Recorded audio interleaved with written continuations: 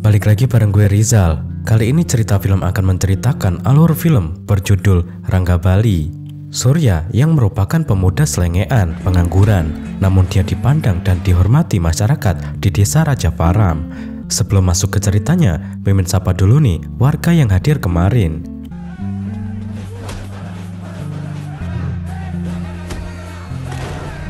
Ada Muksin NJ 5117, Gita Febriani 484, Bocah Asik 526, Hafisa L4V, Deadpool MCU 45. Bagi warga yang ingin disapa selanjutnya, silahkan kasih komentar terbaik buat mimin ya.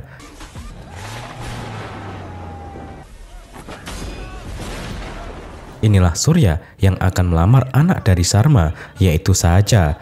Namun Surya menemui masalah besar tentang hubungan calon mertuanya dan desa Surya sendiri. Dan cerita Surya pun dimulai.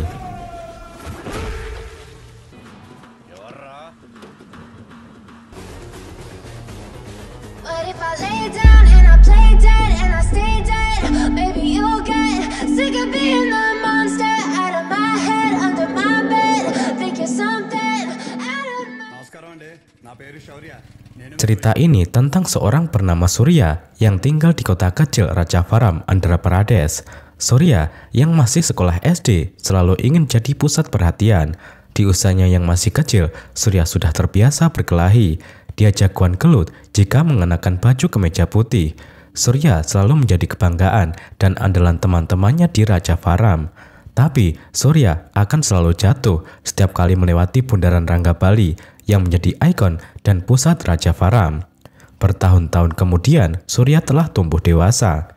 Ketika teman-temannya terlibat perkelahian antara pemuda, Surya datang sebagai jagoan. Tidak lupa, dia mengenakan kemeja putih.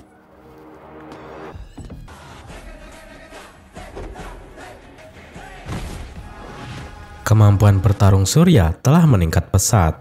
Dia berani dan mampu mengalahkan ratusan lawan seorang diri.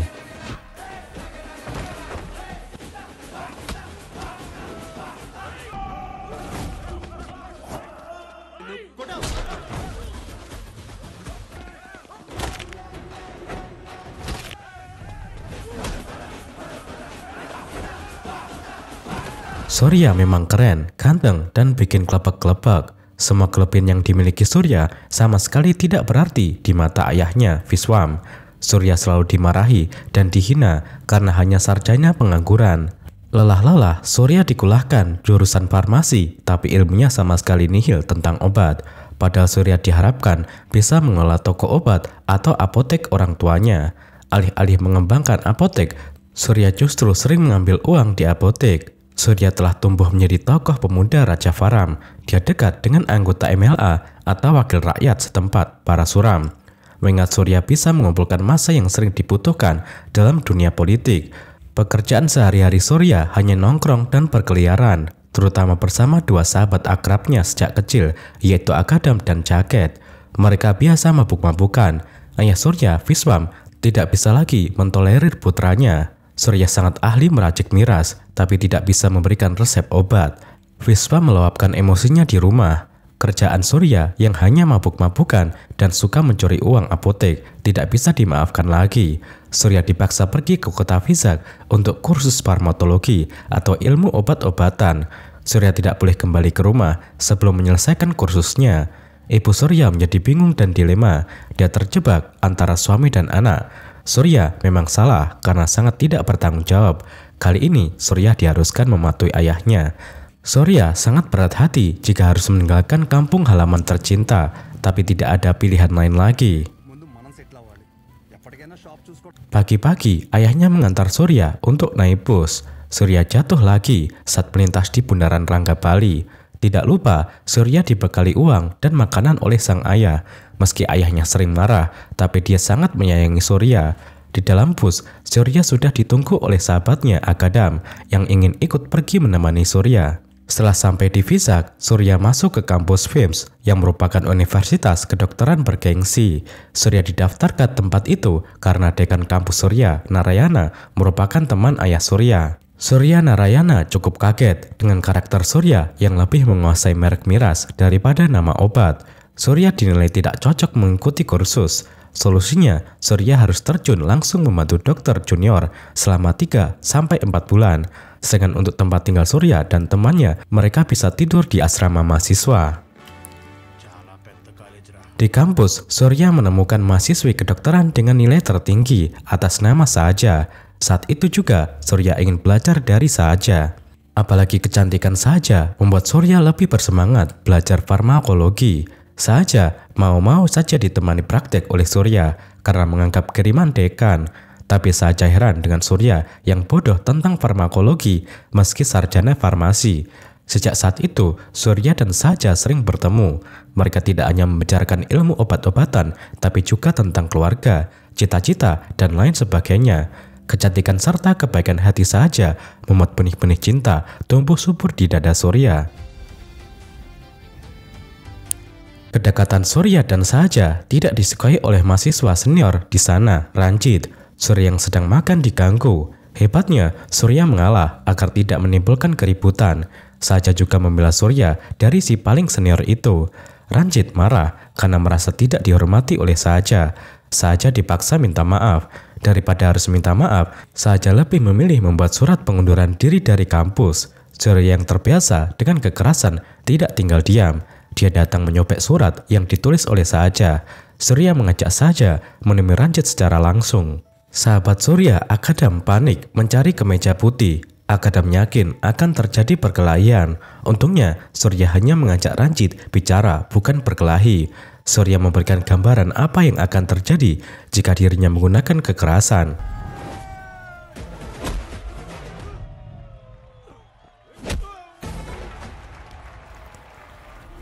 Saya bukan orang baik. Saya memiliki karakter yang sangat buruk. Melihat Anda seperti ini, saya seperti melihat diri saya sendiri, ucap Surya. Kata-kata dan ancaman Surya membuat bulu kuduk Ranjit berdiri. Surya dan Sahaja dibiarkan pergi tanpa berani diganggu lagi. Cara Surya menyelesaikan masalah mulai membuat Sahaja terkesan. Mereka jadi semakin dekat, bertambah dekat, dan berpacaran. Keduanya menjadi sepasang kekasih.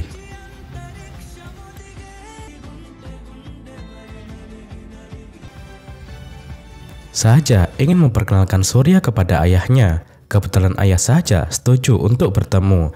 Surya pun datang ke rumah Sahaja dengan berpakaian rapi. Rupanya Sahaja berasal dari keluarga kaya raya. Rumahnya sangat besar. Surya sampai pangling bahagia. Sebisa mungkin, Surya berusaha sopan saat bertemu ayah Sahaja, Murali Sarma. Penerimaan Sarma juga cukup baik. Latar belakang keluarga Surya yang bukan orang kaya tidak dipersoalkan. Sahaja yang sedang berada di kampus diberitahu oleh ayahnya melalui telepon bahwa Surya pilihan yang cukup baik.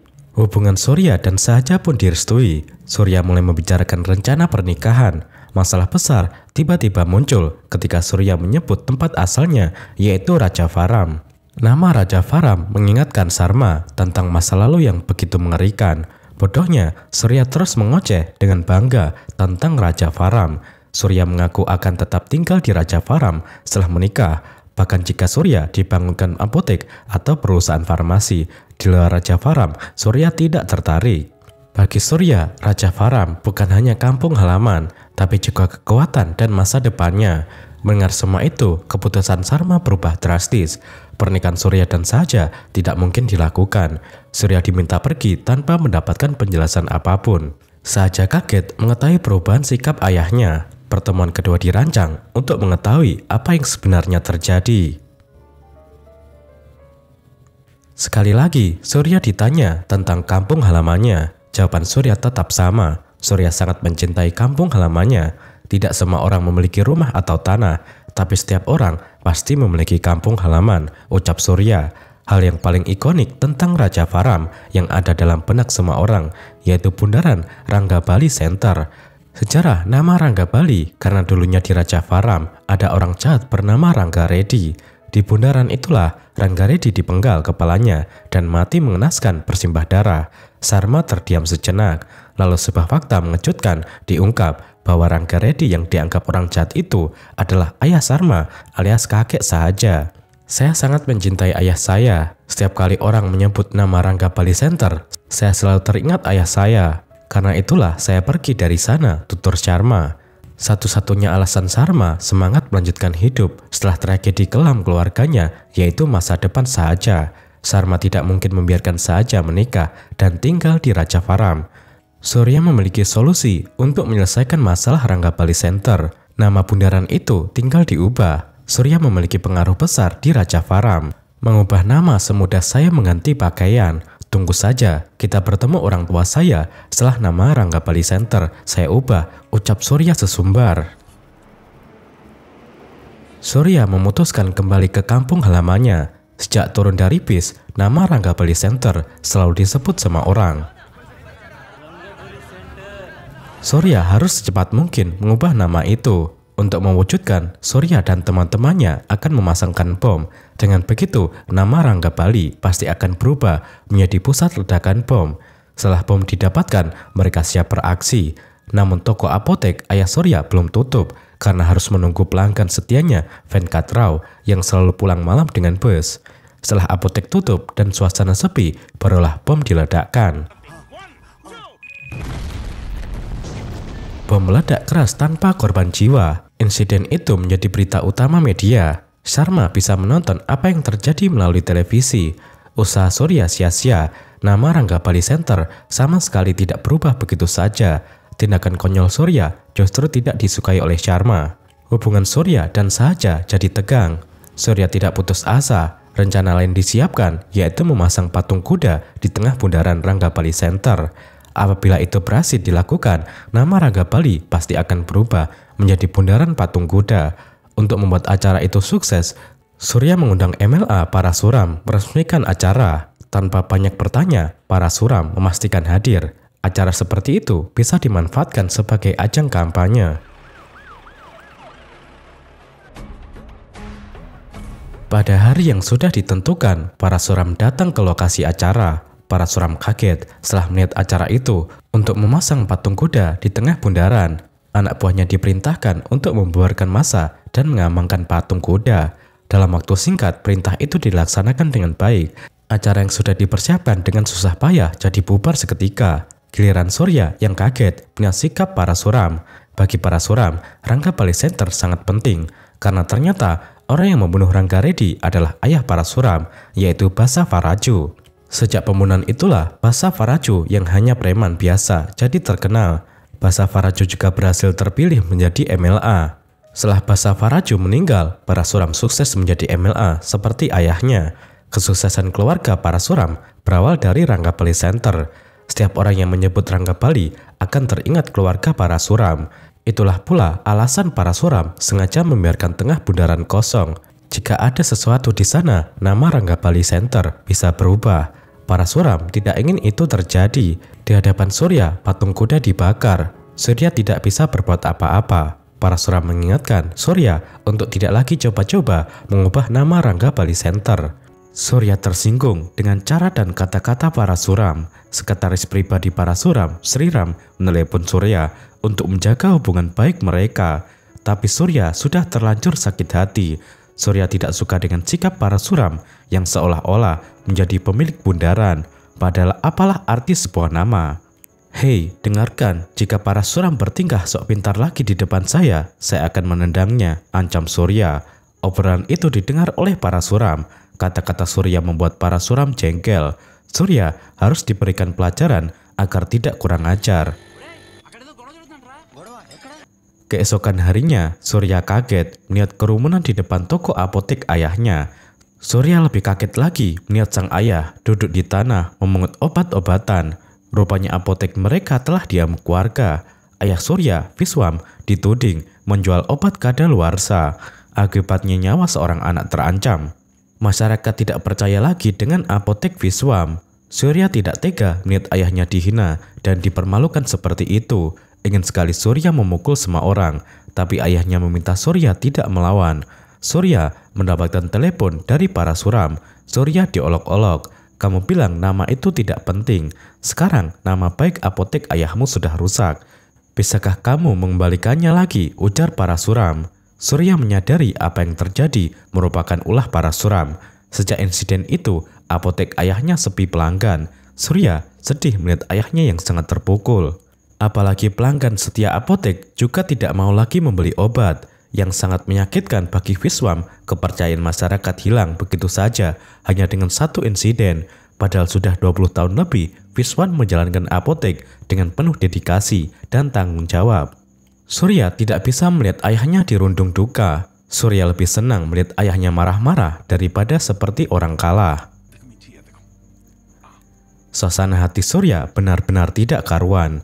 Saja justru terus-terusan melepon. Surya meminta saja untuk mengerti. Surya bertambah kesal karena saja hanya memikirkan dirinya sendiri dan ayahnya. Padahal Surya juga memiliki ayah. Saat itulah Surya memastikan diri tidak akan pernah meninggalkan kampung halamannya.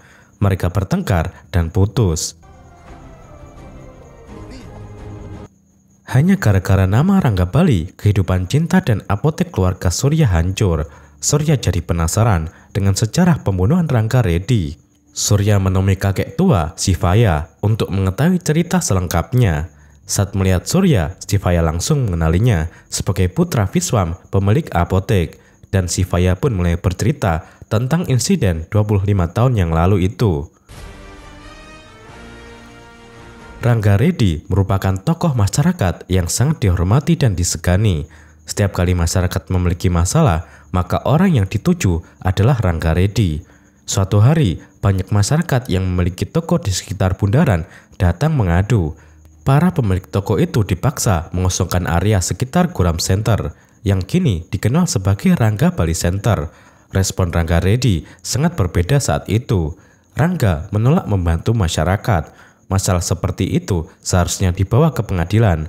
Masyarakat sangat kecewa dengan jawaban Rangga Reddy. Sivaya yang bekerja untuk Rangga dibuat kaget juga. Rupanya Rangga sengaja pura-pura tidak peduli agar masyarakat berani menghadapi masalahnya sendiri. Jangan sampai masyarakat selalu bergantung pada seseorang. Masalah masyarakat bersumber dari MLA atau wakil rakyat Guru Murti. Lahan di sekitar Guram Center akan dibangun pabrik oleh seorang pengusaha. Rangga Reddy datang menemui Guru Murti. Rangga meminta Guru tidak mengorbankan mata pencarian masyarakat. Jika Guru tetap berani melanjutkan pembangunan pabrik, Rangga pasti akan membunuh Guru.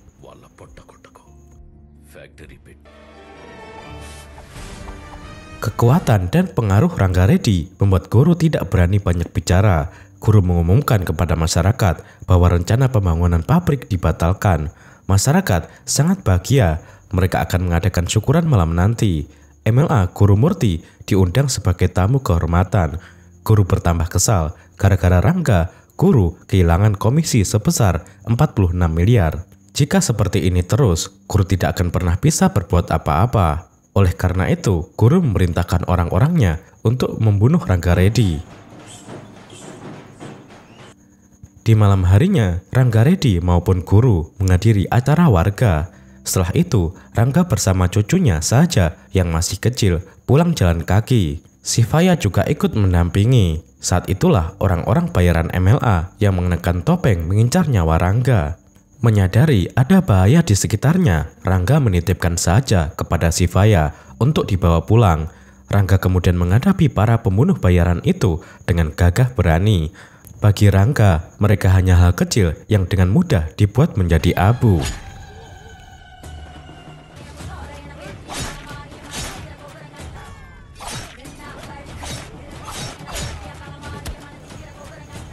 Pertarungan masih berlangsung di dekat Guram Center. Tiba-tiba Surya yang masih kecil terjatuh dari sepedanya. Saat itu, patung kuda akan roboh menimpa Surya. Rangga yang melihat Surya bergerak cepat menahan patung. Tanpa diduga, Rangga ditusuk dari belakang, tapi Rangga tetap mengutamakan keselamatan Surya. Naasnya, ada penyerang lain yang menebas leher Rangga. Orang baik itu pun meninggal. Cerita tentang Rangga Reddy membuat Surya shock. Surya baru mengingat peristiwa itu. Surya jadi merasa sangat bersalah. Anehnya, orang baik seperti Rangga Reddy justru kini namanya dikenal sebagai penjahat. Shivaya kecewa dengan sikap masyarakat yang melupakan segala kebaikan Rangga Reddy. Masyarakat menjadikan pembunuh Rangga Reddy sebagai MLA. Putra pembunuh Parasuram juga dipilih sebagai MLA. Surya pergi ke Rangga Bali Center dengan sejuta pikiran di kepala. Anak buah MLA Parasuram melemparkan senjata hingga membuat Surya terjatuh. Surya tidak langsung melawan. Dia pulang mengambil kemeja putihnya lalu kembali dengan gagah berani. Surya mengajar mereka semua.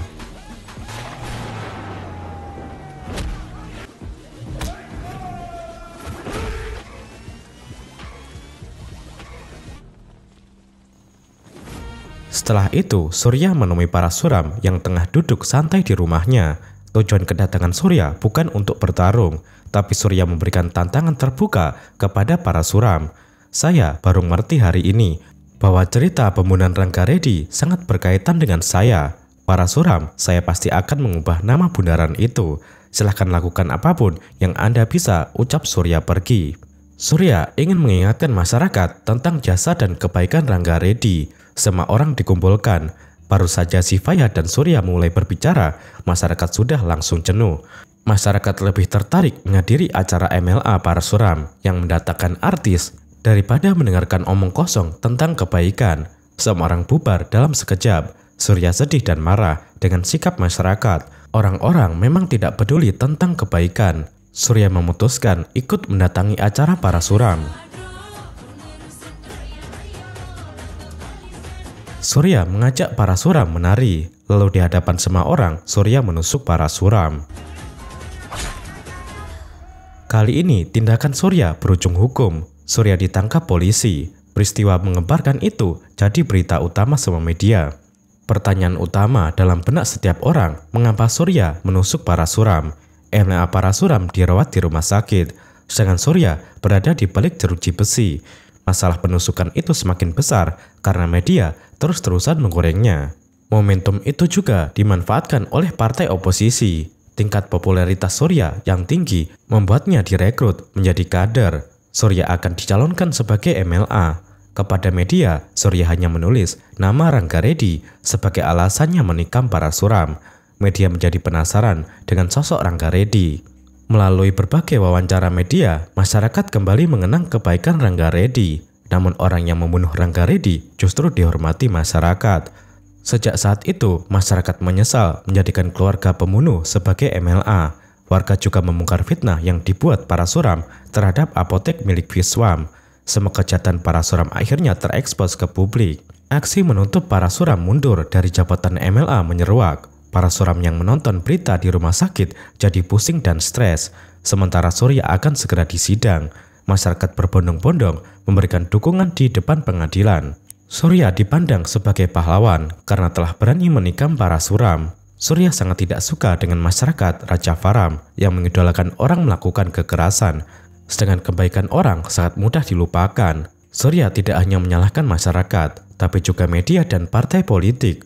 Surya kembali mengingatkan masyarakat tentang kebaikan Rangga Reddy. Toko-toko masih ada di sekitar bundaran berkat jasa Rangga Reddy. Kata-kata Surya membuat semua penduduk Raja Varam menunduk malu. Semua orang langsung setuju ketika Surya menawarkan perubahan nama Rangga Bali Center menjadi Rangga Bali. Nama baru itu untuk mengenang kebaikan Rangga Reddy.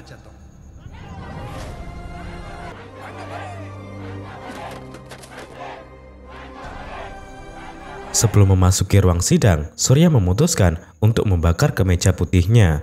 Surya tidak ingin melakukan kekerasan lagi. Surya kemudian divonis hukuman penjara 6 bulan karena telah menikam MLA Parasuram. Tapi pengorbanan itu tidak sia-sia. Surya telah berhasil membuat masyarakat Raja Varam berubah. Apotek milik ayahnya juga ramai kembali. Lalu bagaimana dengan nasib cinta Surya? Sahaja dan ayahnya Sarma datang ke Raja Varam. Mereka sangat bangga atas keberhasilan Surya melakukan perubahan. Apalagi nama Rangga Bali Center telah berubah menjadi Rangga Bali. Sarma pasti akan menerima Surya jadi menantunya setelah keluar penjara nanti. Dan film pun berakhir.